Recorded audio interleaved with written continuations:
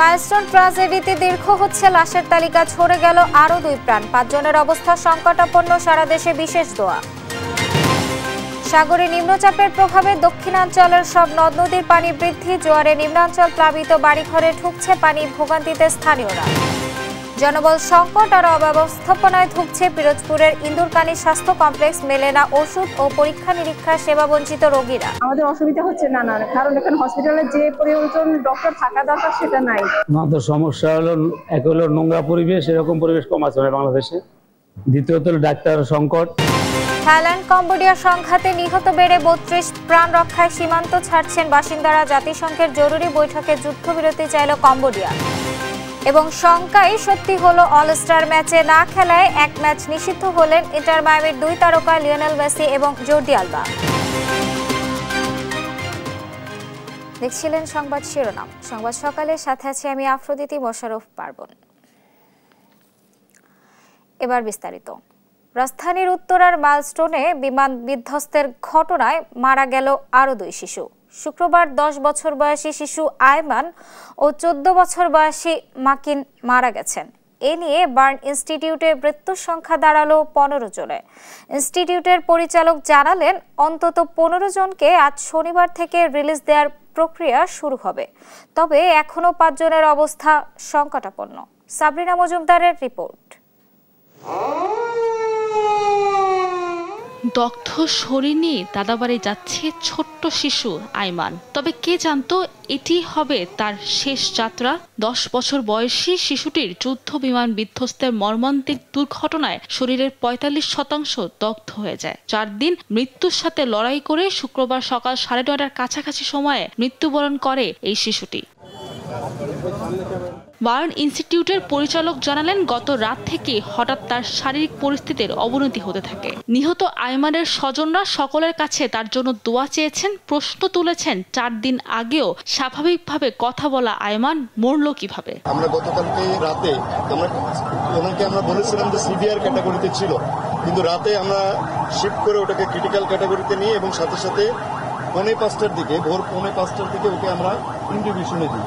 এরপরে সকাল 9:15টার সময় আসলে ওর মৃত্যুটা আমরা নিশ্চিত করতে পারি। মৃত্যুটা নিশ্চিত করবার পরেই ওর কিছুক্ষণ পরেই বাচ্চার বাবার সাথে আমরা কথা বলি। সকালে হাসপাতালে আসেন স্বাস্থ্যসেবার মহাপরিচালক ও সচিব। চিকিৎসার ব্যাপারে খোঁজ খবর নিয়ে সাংবাদিকদের সাথে কথা বলেন তারা। জানান, সিঙ্গাপুর ও চীনের চিকিৎসক দল কাজ করছেন বাংলাদেশের চিকিৎসকদের সাথে। বললেন সিঙ্গাপুরের টিমটা অনেকদিন থেকে এখানে কাজ করে এবং এই ইনস্টিটিউটের সাথে তাদের একটা অ্যাকচুয়ালি চুক্তিবদ্ধ করা আছে। তারা অনেকবার এসেছেন এবং তারা কাজ করতে স্বাচ্ছন্দ্য বোধ করেন। এখন চীনের যে টিমটা আছে তারাও আগ্রহী আছে, তাদের সাথে এই বিষয়টা অ্যাকচুয়ালি উপস্থাপন করা হয়েছে।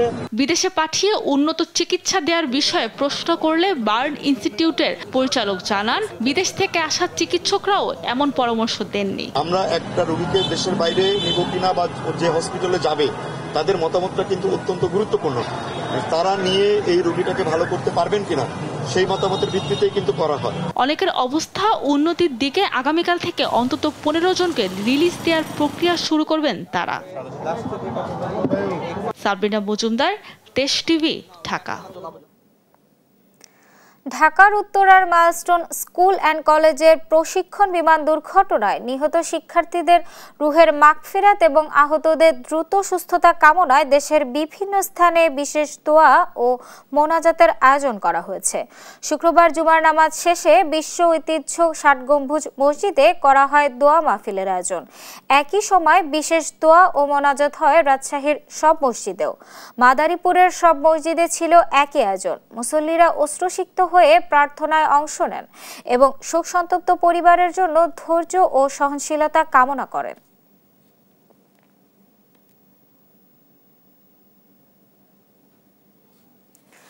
রাজধানীর উত্তরার দিয়াবাড়িতে মাইলস্টোনে বিমান দুর্ঘটনায় 5 দিনেও শুক্রবার উৎসুক জনতা ভিড় জমিয়েছেন প্রতিষ্ঠানটির প্রধান ফটকের সামনে। ঢাকার ভেতরের বিভিন্ন এলাকা ছাড়াও দূর দূরান্তের বিভিন্ন জেলা থেকে ক্যাম্পাসের প্রধান গেটে এসে জড়ো হন সাধারণ মানুষ। মর্মান্তিক ঘটনার সাক্ষী হয়ে যে ধ্বংসাবশেষ রয়েছে সেটাও নিজ চোখে দেখেন তারা। এদিকে নিহত পরিবারের সমবেদনা সহ কবর জিয়ারত করেছেন বিমান বাহিনী প্রধান। তাইফুর রহমান তুহিনের রিপোর্ট, জানাচ্ছেন মাহবুব তামিম।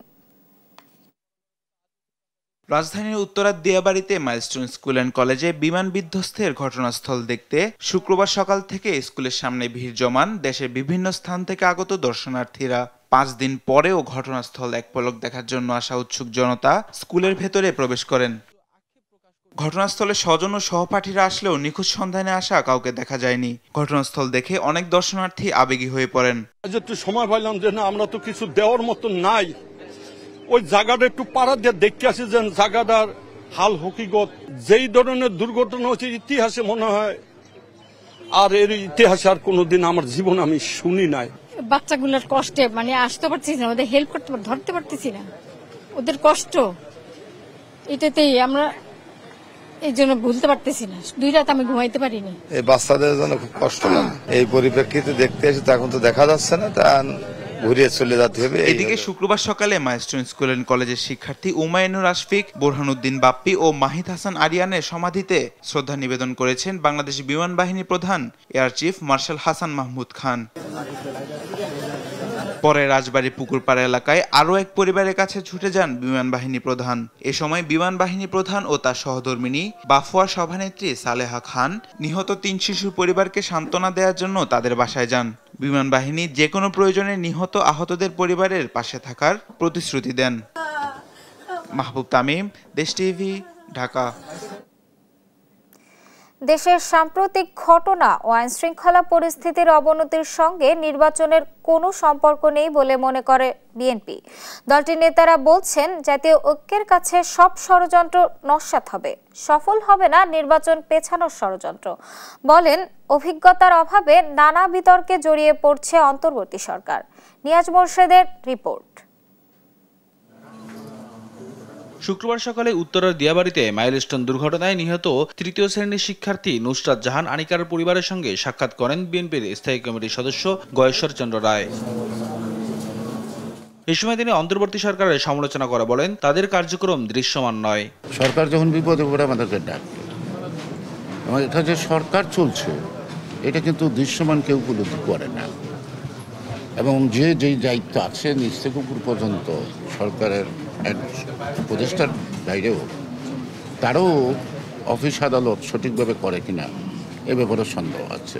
দুপুরে তুরাগ থানার নয়নগরে একই দুর্ঘটনায় নিহত সাদিয়া আক্তারের পরিবারের খোঁজখবর নেন স্থায়ী কমিটির আরেক সদস্য ইকবাল হাসান মাহমুদ টুকু। অভিযোগ করেন, মাইলস্টোনের ঘটনায় ঘোলাপানিতে মাছ শিকারে তৎপর একটি গোষ্ঠী মিছিল করে তারপরে সচিবালয়কে আক্রমণ করা দেখি নাই, এবং তারপরে দেখলাম যে প্রতিটি শক্তি যারা চলে গেছে তাদের স্লোগান হয়েছে। তাতে বোঝা যায় যে কারা এক জিনিস করছে, এবং এই ঘোলাপানি যত ইলেকশন দেরি হবে তত ঘোলাপানিতে মাছ শিকার করা এদের জন্য সুবিধা হবে। পরে তুরাগের নিষাদনগর এলাকায় একই ঘটনায় নিহত সাদের পরিবারের সাথে সাক্ষাৎ করেন স্থায়ী কমিটির সদস্য ডাক্তার এজেডএম জাহিদ হোসেন। বলেন, নির্বাচন বানচালের ষড়যন্ত্র ঐক্যবদ্ধভাবে রুখে দিবে জনগণ। সাধারণ মানুষ সিদ্ধান্ত নিবে, তারা যদি ঐক্যবদ্ধ থাকে এবং সেটি যে ঐক্যবদ্ধ থাকবে সেটি আমি বিশ্বাস করি, এবং ইনশাআল্লাহ অনৈক্য সৃষ্টি করার যারা পরিকল্পনা করছেন তাদের ওটা কল্পনার মধ্যেই থাকবে, বাস্তবে আসবে না। দুপুরে মাইলস্টোনের ঘটনায় 2 শিশু নাজিয়া ও নাফির পরিবারের সাথে সাক্ষাৎ করেন বিএনপির সিনিয়র যুগ্ম মহাসচিব রুহুল কবির রিজভী।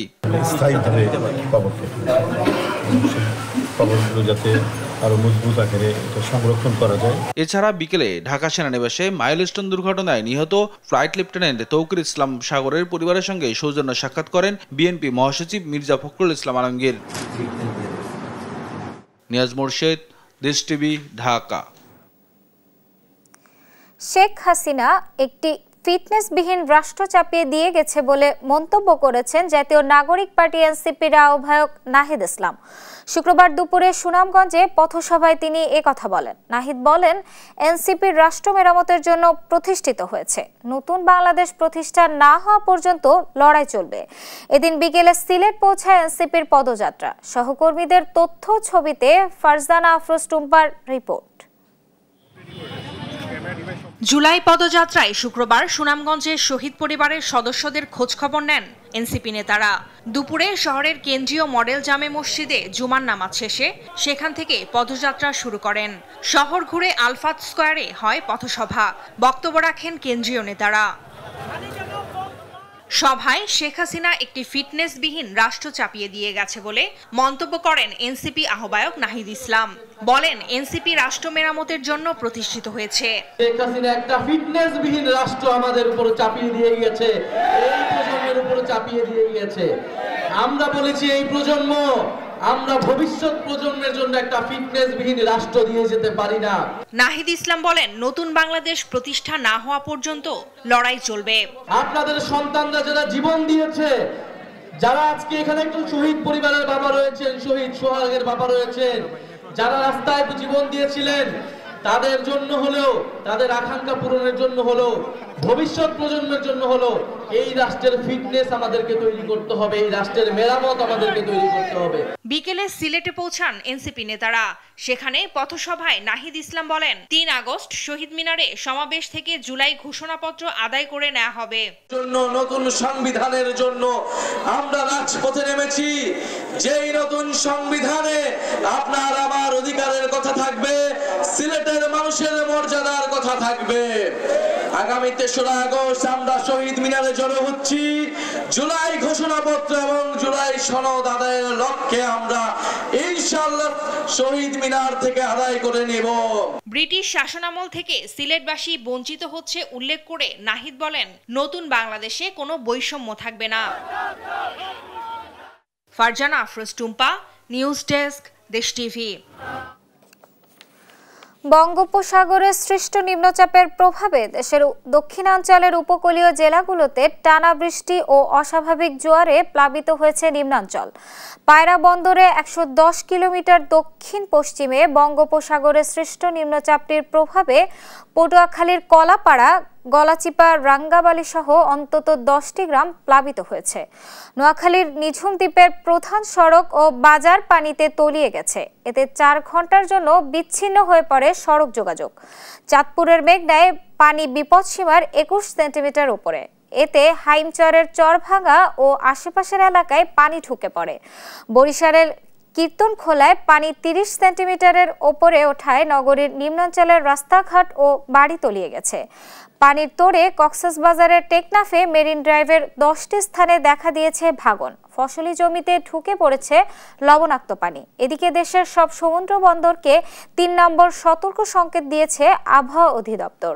নিরাপদ আশ্রয়ে থাকতে বলা হয়েছে মাছ ধরার ট্রলারগুলোকে।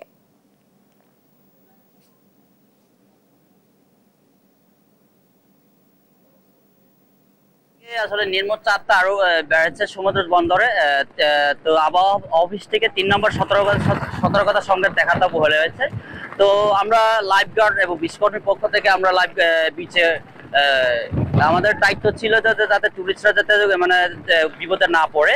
তো আমরা লাইফ গার্ডরা সকাল 7টা থেকে সূর্যাস্ত পর্যন্ত আমরা চেষ্টা করতেছি লাইফ গার্ডরা যাতে টুরিস্টরা এসে যেন বিপদে না পড়ে। নোয়াখালীর জলাবদ্ধতার পরিস্থিতি কিছুটা উন্নতির দিকে, তবে এখনো নিচু এলাকাগুলোতে পানি জমে আছে। ফলে সেসব এলাকার মানুষ চরম ভোগান্তিতে দিন কাটাচ্ছেন। এ নিয়ে বিস্তারিত জানাতে আমাদের সঙ্গে যুক্ত হয়েছেন সহকর্মী মাওলা সুজন। সুজন, নিচু এলাকায় এখনো পানিবন্দী মানুষদের অবস্থা কতটা কেমন, বিস্তারিত জানাবেন। পার্বণ, আপনি বলছিলেন যে নোয়াখালী জলাবদ্ধতার কথা। আসলে নোয়াখালীতে কিন্তু জলাবদ্ধতার পরিস্থিতি দিন দিন কিছুটা উন্নতি হচ্ছে। তবে এখনো যেসব নিম্নাঞ্চল রয়েছে সেগুলো কিন্তু এখনো পানি রয়ে গেছে। তো তেমনই একটি চিত্র আপনি দেখতে পাচ্ছেন যে নোয়াখালী খোদ একটি নোয়াখালী জেলা শহরের একটি চিত্র। এই চিত্র আপনি দেখতে পাচ্ছেন যে এখানে যে দীর্ঘদিন ধরে যে জলাবদ্ধতার কোনো উন্নতি নেই বললেই চলে। কারণ হিসাবে আসলে যেটি বলতে হচ্ছে যে এখানকার যে পানি নামার যে সমাধান বা পানি নিষ্কাশনের বা পানি প্রবাহিত হওয়ার যেসব জায়গা রয়েছে, খাল বা যেসব জলাশয় রয়েছে, যেসব ড্রেন রয়েছে, সেগুলো ভরাট থাকা এবং অবৈধ দখলে থাকায় এই পানিগুলো নামতে পারছে না। ফলে এখানকার মানুষ যে আজকে প্রায় যে 20 থেকে 25 দিন পানিবন্দী অবস্থায় রয়েছে। তো জেলা প্রশাসনের তথ্য মতে এখনো প্রায় 5,100টি পরিবারের প্রায় 25,000-এরও বেশি মানুষ পানিবন্দী অবস্থায় রয়েছে। ফলে তারা এখনো কিন্তু অনেকটা মানবতার ভাবে দিন কাটাচ্ছে। তারা যে দৈনন্দিন যেসব কাজ তারা সেসব করতে পারছে না বলে জানা গিয়েছে। বিশেষ করে যে প্রান্তিক জনগোষ্ঠীর নিম্ন আয়ের মানুষ রয়েছে তারা কিছুটা অস্বস্তির মধ্যে রয়েছে। তারা জানিয়েছে যে আসলে যে তাদের যে দৈনন্দিন যে তাদের কাজকর্ম সেটি করতে না পারা বা ব্যাঘাত ঘটায় তাদের কিন্তু জীবিকা নির্বাহে একটি ব্যাঘাত ঘটছে। ফলে তারা অনেকটা মানবতার জীবন যাপন করছে। তবে প্রশাসনের পক্ষ থেকে তেমন কোনো সহায়তা তারা এখনো পাননি বলে অভিযোগ রয়েছে। তো আমি এই বিষয়ে এখানে একটু কথা বলার চেষ্টা করব যে একজন পৌরসভার নাগরিকের সাথে। আমি তার কাছে জানতে চাইবো যে আসলে যে এই দীর্ঘস্থায়ী জলাবদ্ধতা, কেন এই জলাবদ্ধতা এবং এই জলাবদ্ধতার যে করণীয় কি, যে জলাবদ্ধতা নিরসনের করণীয় কি? আসসালামু আলাইকুম। আসলে এই জলাবদ্ধতা আসলে অধিক বৃষ্টির প্রয়োজন হয় না, স্বল্প বৃষ্টিতে আমাদের এখানে আসলে জলাবদ্ধতা হয়ে যায়। আমাদের বাসাও এখানে, এটা নোয়াখালীর অন্যতম প্রাণকেন্দ্র হাউজিং।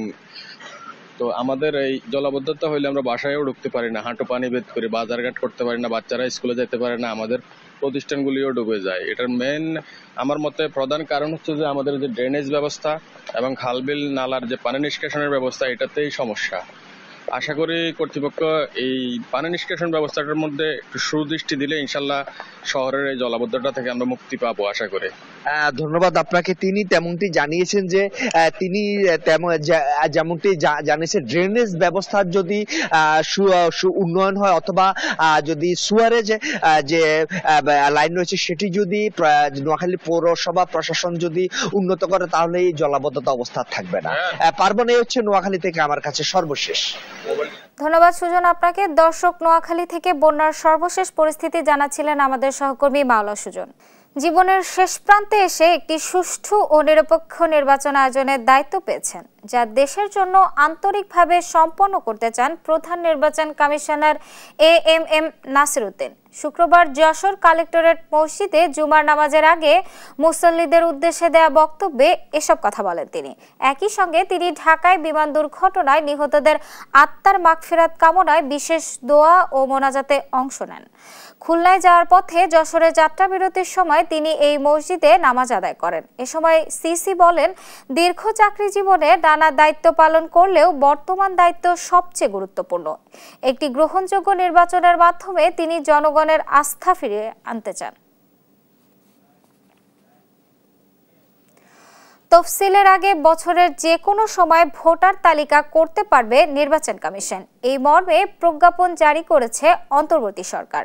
বৃহস্পতিবার রাতে আইন, বিচার ও সংসদ বিষয়ক মন্ত্রণালয়ের লেজিসলেটিভ ও সংসদ বিষয়ক বিভাগ থেকে এ অধ্যাদেশ জারি করা হয়। এতে বলা হয়, ভোটার তালিকা আইনের কিছু ধারা সংশোধন করা প্রয়োজন। সংবিধানের 93 এর 1 অনুচ্ছেদে প্রদত্ত ক্ষমতা বলে রাষ্ট্রপতি অধ্যাদেশ জারি করেন। প্রজ্ঞাপন অনুযায়ী তফসিল ঘোষণার আগে নির্বাচন কমিশন চাইলে বছরের যে কোনো সময় নতুন ভোটার অন্তর্ভুক্ত এবং তালিকা প্রকাশ করতে পারবে।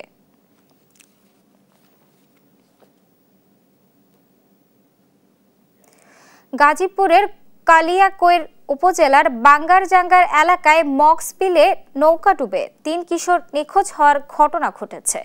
শুক্রবার বিকালে 5 বন্ধু ছোট নৌকায় মক্সবিলে ঘুরতে যায়, কিন্তু তীব্র বাতাস ও ঢেউয়ের কারণে বিকেল 4:30টার দিকে নৌকাটি উল্টে যায়। এতে 2 বন্ধু সাকিব হোসেন ও আরাফাত হোসেন সাঁতরে নিরাপদে তীরে পৌঁছালেও বাকি 3 জন পানিতে তলিয়ে যায়। আশেপাশের লোকজন খোঁজাখুঁজি করেও তাদের খুঁজে না পেয়ে দমকল বাহিনীকে জানায়।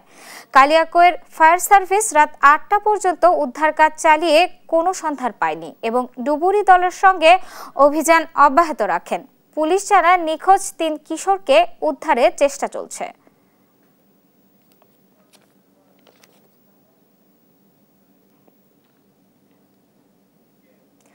লাখো মানুষের একমাত্র চিকিৎসা কেন্দ্র পিরোজপুরের ইন্দুরকানী উপজেলা স্বাস্থ্য কমপ্লেক্স ভুগছে চরম জনবল সংকট ও অব্যবস্থাপনায়।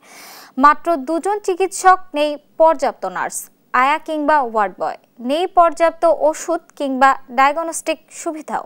এতে চরম দুর্ভোগে পড়েছেন সাধারণ মানুষ। সহকর্মী জালেস মাহমুদের পাঠানো তথ্য ছবিতে বিস্তারিত জানাচ্ছেন ফারজানা আফরোজ টুম্পা। 31 শয্যার এই উপজেলা স্বাস্থ্য কমপ্লেক্সটি নির্মিত হয় 2006 সালে। এখানে চিকিৎসকের অনুমোদিত 10টি পদ থাকলেও বাস্তবে কর্মরত আছেন মাত্র 2 জন। চিকিৎসক সংকট এতটাই তীব্র যে উপজেলা স্বাস্থ্য ও পরিবার কল্যাণ কর্মকর্তা নিজেই রাত জেগে রোগীদের সেবা দিতে বাধ্য হচ্ছেন। প্রতিদিন ইনডোর ও আউটডোরে গড়ে 300 রোগী আসেন সেবা নিতে। 2 জন মেডিকেল অফিসার রয়েছে যাদের দিয়ে এই হাসপাতালের জরুরি বিভাগ, বহির্বিভাগ এবং অন্তঃবিভাগ এই টোটাল সেক্টরটা চালাতে হচ্ছে, যা খুবই কষ্টকর। ঔষধের ঘাটতি, অপরিচ্ছন্ন পরিবেশ, শিশুদের জন্য বিশেষজ্ঞ ডাক্তার না থাকা, সব মিলে চরম দুর্ভোগ পোহাতে হয় এখানে সেবা নিতে আসা রোগীদের। আমরা এই হাসপাতালে আসছি, হাসপাতালে তো শিশু ডাক্তার নাই। আমাদের অসুবিধা হচ্ছে নানা, কারণ এখানে হসপিটালে যে প্রয়োজন ডক্টর থাকা দরকার সেটা নাই। আমাদের সমস্যা হলো, এক হলো নোংরা পরিবেশ, এরকম পরিবেশ কম আছে বাংলাদেশে। দ্বিতীয়ত হলো ডাক্তার সংকট, চিকিৎসা সেবা ওরকম মানে পরিবেশ বান্ধব না।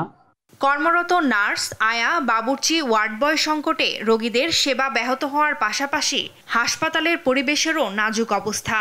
অনেক সময় হয়তো বেশি রোগীর ভিড়ে একটু হয়তো একটা টিকিট আমার হাতে আসলো, উনি একজন ডাইকে গেল, আমার 2 মিনিট দেরি হইলো। তাছাড়া আপনার চেষ্টা করি যাতে রোগীদের ভালো সেবা দিতে পারি। মন্ত্রণালয় দ্রুত পদায়ন ও নিয়োগের ব্যবস্থা নিলে পরিস্থিতি উন্নত হবে বলে মনে করছেন সিভিল সার্জন। এত বড় একটি উপজেলা এবং সেখানে স্বাস্থ্য সেবা ডাক্তার যারা আছেন, স্বাস্থ্য ডাক্তারের সংকটটাকে আমরা ফোকাস করেছি। আমরা আমাদের ঊর্ধ্বতন কর্তৃপক্ষকে জানিয়েছি যাতে আমাদের এখানে ডাক্তার কিছু পদায়ন করে এবং যাতে স্বাস্থ্যসেবাকে আমরা আর একটু উন্নত করতে পারি। স্বাস্থ্য খাতে সরকার বরাদ্দ দিলেও মাঠ পর্যায়ে সংকট কাটেনি। ইন্দুরকানের 31 শয্যার এই হাসপাতালের জন্য পর্যাপ্ত চিকিৎসক ও সহায়ক কর্মচারী নিয়োগ এখন স্থানীয় জনগণের একমাত্র দাবি। ফারজানা আফরোজ টুম্পা, নিউজ ডেস্ক, দেশ টিভি।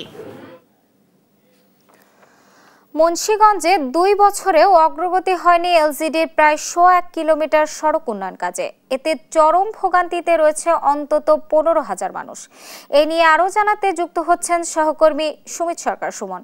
সুমন, স্থানীয়দের মাঝে কি ধরনের প্রতিক্রিয়া লক্ষ্য করছেন? কর্তৃপক্ষের পক্ষ থেকে কোনো বক্তব্য পাওয়া গেছে কি? বিস্তারিত জানাবেন। পারবেন আপনি আসলে যেমনটি বলছিলেন, মুন্সিগঞ্জের রংমেহর এবং নয়ানন্দ যে সংযোগ সড়কটি রয়েছে, সেই সংযোগ সড়কের 100 কিলোমিটার সড়কের কাজ কিন্তু গত 2 বছর আগে কাজ শুরু হলেও কিন্তু এখন পর্যন্ত কোনো কাজের অগ্রগতি নেই। এখানে কিন্তু এই সড়কটি দিয়ে কিন্তু প্রায় 3টি ইউনিয়নের প্রায় 15,000 মানুষের যাতায়াত করে। এখানে কিন্তু স্কুল কলেজের পড়ুয়া শিক্ষার্থীরাও কিন্তু এই সড়ক দিয়ে যাতায়াত করে। তারা কিন্তু এই সড়ক দিয়ে বৃষ্টি হলে কিন্তু আসলে তাদের যাতায়াতে অনেক দুর্ভোগে পড়েন। এখানকার স্থানীয় যারা রয়েছেন তারা কিন্তু বলছেন যে 2 বছর আগে এই সড়কের কাজ শুরু হলেও এখন পর্যন্ত এই কাজের কোনো অগ্রগতি নেই। তাদের মধ্যে একটি চরম ক্ষোভ আসলে তৈরি হয়েছে। আমি এখন এইখানকার স্থানীয় একজনের সাথে কথা বলার চেষ্টা করব। আপনি একটু জানাবেন এই সড়কে কি কি আপনাদের দুর্ভোগ এবং এই সড়কটি দিয়ে আপনার কত মানুষের যাতায়াত? আমরা রংমেরবাসী, টঙ্গিবাড়ি থানার খুব নিকটে আমাদের এখানে primary school, high school, college. এই রাস্তাটা দিয়ে 3টা ইউনিয়নের লোকজন চলাফেরা করে, প্রায় 15,000 লোকজন চলাফেরা করে। আজ 2 থেকে 2.5 বছর চলছে। এই রাস্তাটি খানা খন্দন করে রেখে গেছে কন্ট্রাক্টরে। 2-4-6 মাস পর আসে, একটু কোনোরকম কাজ করে থিয়া 2-4 দিন চলে যায়, আর কোনো খোঁজখবর নাই। এখানে ছেলেমেয়েরা স্কুলে ঠিক মতো যেতে পারতেছে না। ছোট ছোট ছেলেমেয়েরা বৃষ্টি বাদল হলেই খানা খন্দনে পড়িয়া অ্যাক্সিডেন্ট করতেছে, গর্ভবতী মহিলারা ঠিক মতন হাসপাতালে চিকিৎসা করতে যাইতে পারতেছে না, স্কুল কলেজে ছেলেমেয়েরা ঠিক মতো যাইতে পারতেছে না। আমরা খুব ভোগান্তির মধ্যে দিন কাটাইতেছি। আমরা কি চান? আমরা চাই যে অচিরেই এটা সরকারিভাবে উদ্বোধন কর্মকর্তার দৃষ্টি আকর্ষণ করিতেছে যে তারা যেন এটার কন্ট্রাক্টরের বিরুদ্ধে পদক্ষেপ নিয়ে দ্রুতভাবে কাজটি যেন সমাধান হয়। ধন্যবাদ আপনাকে। প্রাবণ, আপনি যেমনটি শুনছিলেন এখানকার স্থানীয়রা কিন্তু বলছেন যে প্রায় 2 থেকে 2.5 বছর আগে এই কাজ শুরু হলেও এখনো কিন্তু কাজের অগ্রগতি না হওয়ার কারণে কিন্তু এখানের যাত্রীরা কিন্তু বিপাকে পড়েন। আমরা এলজিডির প্রকৌশলীর সাথে কথা বলেছি, তিনি যেটি জানিয়েছেন যে এই সংযোগ সড়কের পাশে যে সংযোগ সড়ক, সেই সড়কের কারণে তারা সড়কের কারণে কিন্তু তারা আসলে এই সড়কটি করতে পারছে না। তবে অচিরে এগুলি সমাধান করে এই কাজ শেষ করবেন বলে আমাদের জানিয়েছেন। তো এই ছিল আমার কাছে টঙ্গিবাড়ি থেকে সড়কের সবশেষ খবর। ধন্যবাদ সুমন আপনাকে। দর্শক, মুন্সিগঞ্জ থেকে সরাসরি যুক্ত ছিলেন আমাদের সহকর্মী সুমিত সরকার সুমন। তীব্র জলোচ্ছ্বাসে কুয়াকাটায় মেরিন ড্রাইভ সড়কের একাধিক অংশ বিলীন হয়ে গেছে সমুদ্রে। ক্ষতিগ্রস্ত হয়েছে আশেপাশের এলাকাও। এই পরিস্থিতি নিয়ে সর্বশেষ জানাতে সরাসরি যুক্ত হচ্ছেন সহকর্মী KM শাহাবুদ্দিন শিহাব। কি পরিমাণ ক্ষয়ক্ষতি হয়েছে মেরিন ড্রাইভ সড়কের? স্থানীয় প্রশাসনের পক্ষ থেকে কি ধরনের ব্যবস্থা নেওয়া হয়েছে আমাদেরকে বিস্তারিত জানাবেন।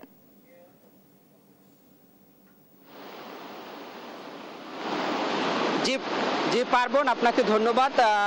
বঙ্গোপসাগরে লঘুচাপের সৃষ্টির প্রভাবে যে নিম্নচাপের যে সৃষ্টি হয়েছে, সেই সৃষ্টির কারণে কিন্তু এই নিম্নচাপের কারণে কিন্তু বঙ্গোপসাগর ইতিমধ্যে উত্তাল হয়ে রয়েছে এবং সমুদ্রে বড় বড় ঢেউ তীরে কিন্তু পড়ছে। এবং গতকালকে সৃষ্টি হওয়া যে নিম্নচাপ, সেই নিম্নচাপকে কেন্দ্র করে ইতিমধ্যেই সমুদ্র সৈকত কুয়াকাটা কিন্তু আজকেও উত্তাল এবং উত্তালের পাশাপাশি কিন্তু এখন কিন্তু সাথে বৃষ্টিও শুরু হয়েছে। আমি যদি আপনাদেরকে একটু ক্যামেরার মাধ্যমে দেখানোর চেষ্টা করি, সমুদ্রে কিন্তু যে জোয়ার, এখন বর্তমানে যে জোয়ার চলছে, সেই জোয়ারের যে পানির যে উচ্চতা, সেই পানির উচ্চতা কিন্তু 2 থেকে 3 ফুট কিন্তু বৃদ্ধি পেয়েছে। এবং এই নিম্নচাপের প্রভাবে উত্তাল সমুদ্রের কারণে কুয়াকাটার যে মেরিন ড্রাইভ যে রাস্তাটি রয়েছে, সেই রাস্তাটি কিন্তু ইতিমধ্যে বিলীন হওয়ার শেষে প্রায় 90% কিন্তু পানিতে বিলীন হয়ে গিয়েছে। এবং গত যে ঘূর্ণিঝড় যে রেমাল, সেই রেমালের কারণে কিন্তু অর্ধেক 50% ধ্বংস হয়ে গিয়েছে। এবং বর্তমানে যে উত্তাল থাকার কারণে উত্তালে কিন্তু এখানে বাকি যে 50%, সে 50% কিন্তু ইতিমধ্যে তার আরো 40% মিলিয়ে টোটাল কিন্তু 90% জায়গা কিন্তু ইতিমধ্যে সমুদ্র গর্ভে বিলীন হয়ে গিয়েছে। এবং এই সমুদ্র উত্তাল থাকার কারণে সৈকত লাগোয়া যে সকল ঘরবাড়ি রয়েছে, যে সকল ব্যবসা প্রতিষ্ঠান রয়েছে, তারাও কিন্তু ক্ষতির সম্মুখীন হয়েছেন। এবং জলাশয় বিভিন্ন জায়গায় ঘরবাড়িতে কিন্তু এখানে পানি প্রবাহিত হয়েছে। এবং এখানকার কুয়াকাটার যে একটি জাতীয় উদ্যান, 0 পয়েন্ট থেকে যেটি 2 কিলোমিটার পূর্ব দিকে যে জাতীয় উদ্যান, সেই জাতীয় উদ্যান কিন্তু সমুদ্র গর্ভে বিলীন হয়ে গিয়েছে। তো আমরা এখানকার যে প্রশাসনিক কর্মকর্তা রয়েছেন, পানি উন্নয়ন বোর্ডের কর্মকর্তা রয়েছেন, তাদের সাথে কথা বলেছিলাম। তারা প্রতি বছর কিন্তু একটি অস্থায়ী যে তারা যে একটি প্রজেক্ট দিয়ে থাকেন, সেটা দিয়ে থাকলো। এবছর কিন্তু তারা কিন্তু সেরকম কোনো প্রজেক্ট কিন্তু তারা দেয়নি। তো পার্বণ, কুয়াকাটা সমুদ্র সৈকত থেকে আমার কাছে এই ছিল সর্বশেষ। ধন্যবাদ শিহাব আপনাকে। দর্শক, কুয়াকাটা থেকে নিম্নচাপের সর্বশেষ পরিস্থিতি জানাচ্ছিলেন আমাদের সহকর্মী KM শাহাবুদ্দিন শিহাব।